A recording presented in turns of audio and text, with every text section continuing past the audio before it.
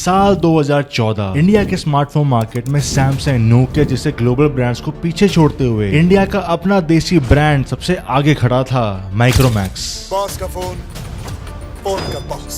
Micromax, nothing like anything. एक company जो कभी नोकिया के लिए सॉफ्टवेयर बनाती थी, वो खुद नोकिया को पीछे छोड़ के इंडिया का नंबर 1 मोबाइल ब्रांड बन गई थी। कंपनी के फाउंडर राहुल शर्मा हर जगह न्यूज में होते थे। राहुल शर्मा माइक्रोमैक्स और इसके co-founder Rahul Sharma was the co-founder of Micromax Informatics. Rahul Sharma co-founder of Micromax। अपनी गाड़ियों के शौक से लेके बॉलीवुड एक्ट्रेस से शादी तक माइक्रोमैक्स ही माइक्रोमैक्स चर्चा में रहता था। 2014 में माइक्रोमैक्स 21,000 करोड़ का ब्रांड बन गया था, जिसके लिए अक्षय कुमार से लेके हॉलीवुड एक्टर ह्यू जैकमैन तक सब ऐड किया करते थे। लेकिन फिर सिर्फ 5 साल के अंदर इंडिया का नंबर 1 ब्रांड मार्केट से कम्प्लीटली गायब ही हो गया। One such brand was Micromax that completely disappeared from the smartphone market. Revenue 75% गिर गया, वैल्यूएशन 90% गिर गई। लोग कहते हैं कि इसे Xiaomi, Vivo, Oppo जैसे चाइनीज ब्रांड्स ने खत्म कर दिया है, लेकिन कहानी काफी ज्यादा गहरी है।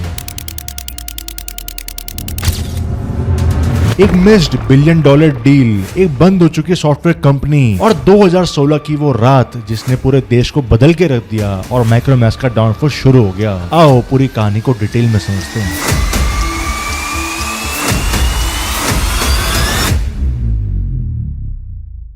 माइक्रोमैक्स का बिजनेस मोबाइल फोन बेचने से शुरू नहीं हुआ था, बल्कि स्टार्टिंग में एक हार्डवेयर सॉफ्टवेयर कंपनी थी जो 2000 में शुरू हुई थी। 2000s का इंडिया एक ऐसे मार्केट हुआ करता था जहां पे फोन लेना एक लग्जरी हुआ करता था और लोग STD PC बूथ के थ्रू ही बातें किया करते थे, जिसमें लीडिंग या फिर यूं कह लो कि मोनोपोली प्लेयर नोकिया ही था, जिसके लैंडलाइन बेस्ड कॉलिंग फोन हुआ करते थे। अब ये गाँव में लैंडलाइन लगाना काफी महंगा पड़ता था, जिसके बाद इसकी मेंटेनेंस और वायरिंग भी काफी सरदर्द का काम थी। और यही गैप माइक्रोमैक्स के फाउंडर राहुल शर्मा ने देखा। राहुल ने एक ऐसा फोन बनाया जिसमें बस सिम डालनी है, एंटीना ओपन करना है और कॉलिंग शुरू हो जाती है। ये आइडिया राहुल ने नोकिया को पिच किया और धीरे धीरे पूरे इंडिया में ये डिवाइस चलना शुरू हो गया। माइक्रोमैक्स टेक्नोलॉजीज का मेन बायर नोकिया बन गया था, जिसने इस पूरे काम से 23 करोड़ का रेवेन्यू टच कर लिया था। लेकिन फिर एक दिन नोकिया से इन्फॉर्मेशन आती है कि वो ये फोन की सर्विसेज बंद कर रहे हैं। रातों रात माइक्रोमैक्स की कंपनी स्टैंड स्टिल हो गई थी, जिसका इकलौता बायर नोकिया ही था। लेकिन यहाँ से राहुल ने पैनिक नहीं किया, बल्कि उन्होंने उल्टा रास्ता अपनाया। वो सीधा telecom companies Airtel, idea, Vodafone पर पहुंच गए और ये फोन पिच कर दिया। टेलीकॉम कंपनीज वैसे ही पर मिनट के बेसिस पे पैसे कमाती थी, तो उनके लिए तो फायदा ही फायदा था और इसीलिए सभी टेलीकॉम कंपनीज ने हाँ कर दी। अब माइक्रोमैक्स एयरटेल, आइडिया, वोडाफोन तीनों के साथ काम कर रहा था और उसका रेवेन्यू 100 करोड़ के पार चला गया था। फिर आया टाइम 2004 का, जब मोबाइल फोन के प्राइसेस इंडिया में सस्ते होने लग गए थे, कॉलिंग रेट्स भी सस्ते होने लग गई थी, जिसके बाद पीसी और STD का काम काफी कम होने लग गया। अब यहाँ पे राहुल की एक अच्छी बात थी कि वो कोर बिलीवर थे कि हमें ग्राउंड रिसर्च से प्रॉब्लम का सोल्यूशन मिल सकता है। इसीलिए वो इंडिया के अलग अलग स्टेट्स के गांवों में घूमा करते थे और वहाँ के लोगों से बात करके उनसे प्रॉब्लम्स लिया करते थे। तभी उन्होंने चीज नोटिस करी कि गांवों तक मोबाइल फोन्स तो पहुंच गए हैं, लेकिन इन फोन्स की बैटरी मैक्सिमम 1 या 2 दिन में खत्म हो जाती है। उसके बाद गांव में या तो बिजली नहीं होती है, पावर कट्स इतने रेगुलर होते हैं कि वो फोन को सही से यूज ही नहीं कर पाते। नोकिया, सैमसंग जैसे ब्रांड्स कैमरा और डिजाइन पे फोकस किया करते थे, लेकिन बैटरी पे किसी ने भी ध्यान नहीं दिया और राहुल ने यही गैप को आइडेंटिफाई किया। राहुल ने अपने फेलो चाइनीज मैन्युफैक्चरर से प्रोटोटाइप्स मंगवाए, अपनी फैक्ट्री में फोन के अंदर अलग अलग बैटरीज डाल के टेस्ट किया, क्योंकि उनको मेन फीचर हाई क्वालिटी की बैटरी देना था। फिर फाइनली 2008 में माइक्रोमैक्स ने माइक्रोमैक्स X19 लॉन्च किया। एकदम सिंपल फोन, लेकिन इसके अंदर 1800 mAh की बैटरी थी जो 30 दिन तक चलती थी। राहुल ने इनिशियली इसके 10,000 पीस बनाए थे, लेकिन धक्का तब लगा जब इसे रिटेलर्स के पास बेचने गए। कोई भी दुकान वाला एक नई कंपनी का फोन रखने को रेडी ही नहीं था, जब नोकिया, सैमसंग जैसे जायंट्स ऑलरेडी मार्केट में एस्टैब्लिश थे। तभी फिर राहुल ने जो उनके सॉफ्टवेयर डिस्ट्रीब्यूटर्स थे, उनके पास अपने फोन को रखवा दिया कि जब भी फोन बिक जाएगा तब बता देना। शॉकिंगली हुआ ये कि इनके 10,000 पीस सिर्फ 10 दिन में बिक गए, प्योरली वर्ड ऑफ माउथ से। राहुल ने एक रियल लाइफ प्रॉब्लम सॉल्व कर दी थी और यहीं से उन्होंने समझ लिया था कि कंज्यूमर को ब्रांड से फर्क नहीं पड़ता, कंज्यूमर की सिर्फ प्रॉब्लम को सॉल्व करो और कंज्यूमर अपने आप आएगा। इसके बाद माइक्रोमैक्स ने सबसे पहले डुअल सिम फोन्स बनाने शुरू किए, जो कि नोकिया, सैमसंग सीरियसली नहीं ले रही थी। अब ये बैटरी और डुअल सिम ये माइक्रोमैक्स की कोर आइडेंटिटी बन चुके थे और कंपनी ने अच्छी ग्रोथ भी पकड़ ली थी। कंज्यूमर नीड को देखते वे कॉल रिकॉर्डिंग का फीचर भी ऐड किया,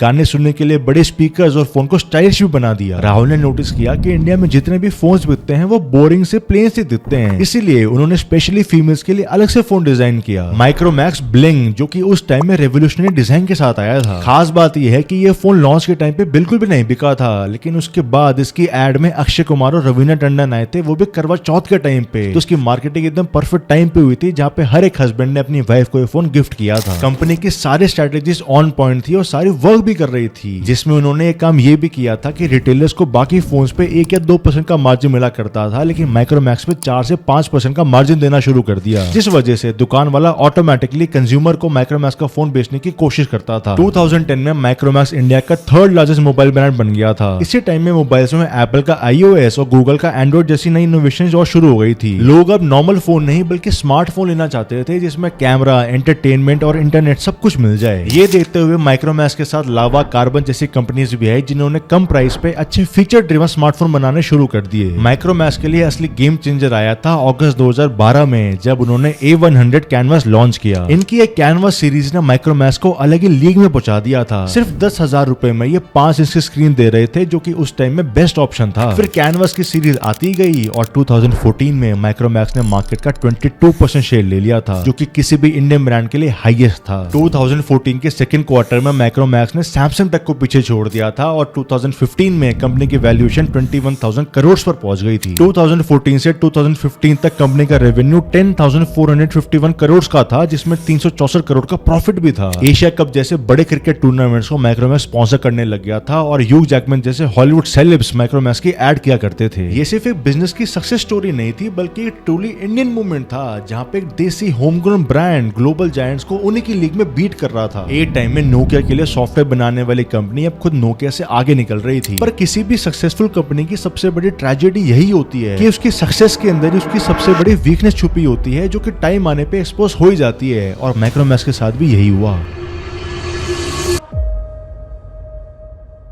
सबसे बड़ा इशू था माइक्रोमैक्स की फाउंडेशन का। इन्होंने कभी भी रिसर्च एंड डेवलपमेंट और मैन्युफैक्चरिंग इंफ्रास्ट्रक्चर को बनाने की कोशिश ही नहीं की। ये टोटली चाइनीज फैक्ट्रीज के बने हुए मोबाइल्स पे डिपेंडेंट थे, जो कि यहाँ पे आके असेंबल करके बस अपने ब्रांड का थप्पा लगा देते थे। और यहीं से फिर 2 मूवमेंट्स हुए। सबसे पहले 2015 में वीवो, ओप्पो, शाओमी जैसे चाइनीज ब्रांड ने इंडियन मार्केट में एंट्री कर ली और सिर्फ 1 साल में मार्केट शेयर 18% ले लिया। ये सीधा माइक्रोमैक्स, इंटेल, लावा जैसे बजट सेगमेंट फोन्स को टारगेट कर रहे थे, लेकिन हमारे इंडियन ब्रांड्स ने इनको कभी तवज्जो नहीं दिया कि ये तो आए हैं, थोड़े दिन में चले जाएंगे। और यही सोच इंडियन ब्रांड्स की सबसे बड़ी गलती थी। इन चाइनीज ब्रांड्स ने बेटर सॉफ्टवेयर, बेटर कैमरा और बेटर स्टाइल्स और डिजाइन्स के साथ मार्केट में अपना नाम बनाना शुरू कर दिया था, और ये मार्केट को खाने के लिए पूरी तरीके से रेडी थे। इन चाइनीज ब्रांड्स का सोल्यूशन माइक्रोमैक्स देख ही रही थी कि इतने में आ गई सितंबर 5, 2016।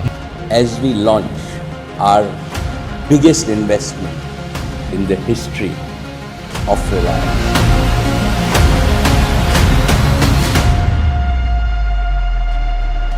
मुकेश अंबानी ने जियो लॉन्च कर दिया, जिसने पूरी टेलीकॉम इंडस्ट्री और मोबाइल मार्केट को हिला के रख दिया। एक ही रात में फ्री 4G डेटा और कॉलिंग पूरे इंडिया के लिए यूनिवर्सल बन गई, और ये डिजिटल रेवोल्यूशन ही था। इसमें बड़ी बड़ी टेलीकॉम कंपनीज की धज्जियां तो उड़ी गई थी, लेकिन माइक्रोमैक्स के पसीने भी रुक नहीं रहे थे। कंपनी का वेयर हाउस सारे 3G फोन से भरा हुआ था, और जियो के 4G डेटा के आने के बाद पूरे इंडिया में सिर्फ 4G फोन की डिमांड थी। माइक्रोमैक्स के पास 4G चिपसेट्स और मॉडेम्स का कोई भी एक्सेस नहीं था, क्योंकि वो सबसे पहले ग्लोबल जायंट्स के पास जा रहा था। रातों रात माइक्रोमैक्स का ये पूरा 3G का स्टॉक अनसोल्ड बन के रह गया, और सेम टाइम पे चाइनीज ब्रांड्स ने पूरे इंडियन मार्केट को 4G फोन से भर के रख दिया। 2014 में जहां माइक्रोमैक्स का मार्केट शेयर 16% था, 2018 आते आते ये सिर्फ 1% रह गया। मीनवाइल इन तीनों चाइनीज ब्रांड्स ने 2016 में इंडियन मार्केट का 81% मार्केट शेयर ले लिया था, और 2018 तक भी 67% शेयर इनके पास ही था। 2018 में कंपनी का रेवेन्यू 4,345 करोड़ रह गया था, जो कि 3 साल में 60% गिर गया था। कंपनी का नेट प्रॉफिट 2015 के 3360 करोड़ से 2018 में सिर्फ 103 करोड़ रह गया, यानी 97% का ड्रॉप। जो कंपनी इंडियन बिजनेस मार्केट की टॉप पर थी, अब सिर्फ एक बैक बेंचर बन के रह गई थी, जिसकी वैल्यूएशन अपने पीक पे 21,000 करोड़ थी, लेकिन 4 साल बाद सिर्फ 1,500 करोड़ रह गई। अब लोग कहते हैं कि माइक्रोमैक्स के पास इतने सारे पैसे थे, तो उन्होंने 4G चिपसेट्स खरीदे क्यों नहीं? हाँ, माइक्रोमैक्स इंडिया लेवल पे बहुत बड़ी कंपनी थी, लेकिन ये 4G की डिमांड ग्लोबल डिमांड थी, जिसके अंदर सबसे पहले ग्लोबल जायंट्स ने प्रीमियम देके 4G चिपसेट खरीद लिए थे। वर्सेस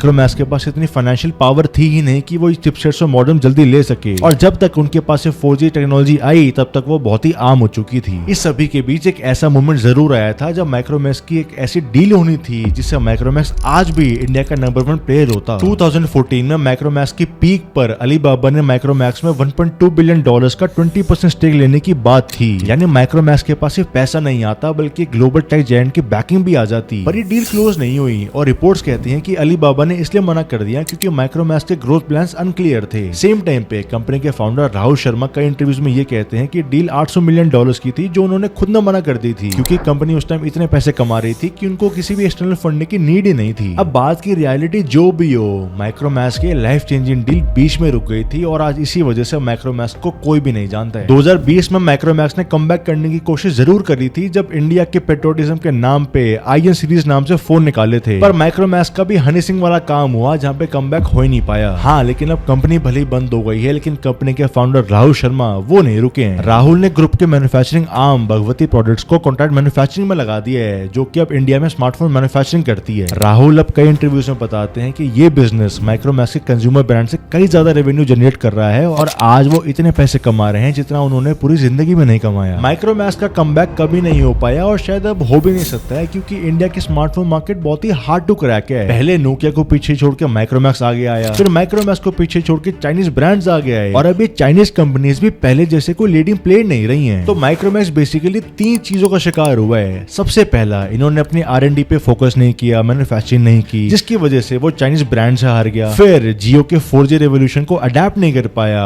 और लास्टली अलीबाबा जैसे बड़ी डील्स को कन्वर्ट नहीं कर पाया। आई होप आपने आज की बिजनेस के स्टडी से कुछ नया सीखा होगा। मैं और मेरी टीम आपके लिए हर हफ्ते ऐसे इन्फॉर्मेटिव वीडियोस लेकर आते हैं, तो please subscribe to the channel and hit the bell button. मिलता हूँ नेक्स्ट वीडियो में।